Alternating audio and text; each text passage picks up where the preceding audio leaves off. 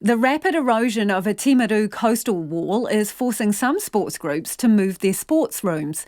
The South Canterbury Deerstalkers Association and the Timaru Pistol Club have shared a combined club room on the edge of Patiti Point for about 30 years.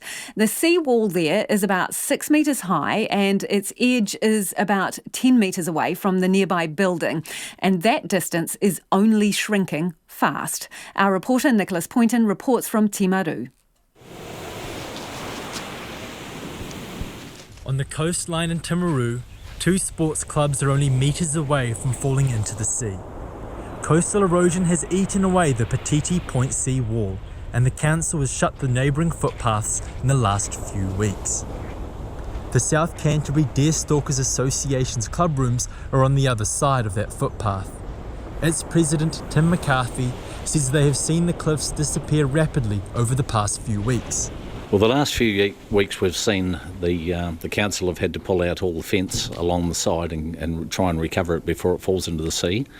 Last week there was a significant amount fell off the bank, about 2 to 2.5 metres, and it just goes straight down. It's not just a wee bit falls off, tons and tons of clay fall off. And last night when we were down there looking over the fence, there was some seriously big lumps of clay there, like half-ton lumps of clay that had only just fallen down. A little too close for comfort for the club, which has been at Patiti Point for nearly 30 years. Mr McCarthy says they've been left with no choice but to relocate the club rooms down the road to a new site provided by the council.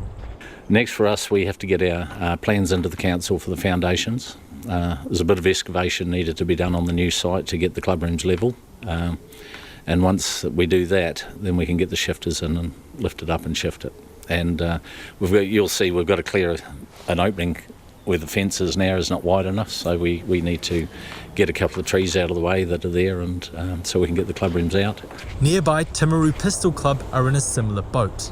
One member, Michael Carroll, got quite the shock when he returned from a 6-week tour of Canada. Mr Carroll is the last surviving inaugural member of the club, which started in 1974. He says his club will need help from council if they too have to move. Hopefully the council might come up with something to help us. It's their land, and they haven't done anything about preserving the bank, so we're at the peril of the sea. And we don't know whether the president's been speaking to the council or not, but unless they support us to shift, we're going to find it a bit of a struggle. Talks are underway about whether the Pistol Club was also going to have to move. Timaru City Council's Land Transport Manager, Andrew Dixon, says nature has the upper hand. The council believes that we can't beat the Pacific Ocean, so we're in basically the strategy has been a gradual retreat. So we've always been, safety has been paramount in all cases. We've had engineering consultants come and look at this, and they advised us, they gave us, once the cliff got within 1.5 metres, we would have then pushed the fencing back. That has happened a number of times, but now there's nothing to move back on, no retreating. He says prior to 2018, the seawall eroded at around 0.5 metre per year. But the wall has shrunk by around 10 metres in the past 12 months. Mr Dixon says he's not entirely sure why it's changed. Really, it's been eroding for quite a while, but on a minimal amount. But it's February last year, we got the tail end of Cyclone Gita, which really started the erosion in a much more rapid way. So it's now a race against the ocean to keep these clubs on dry land.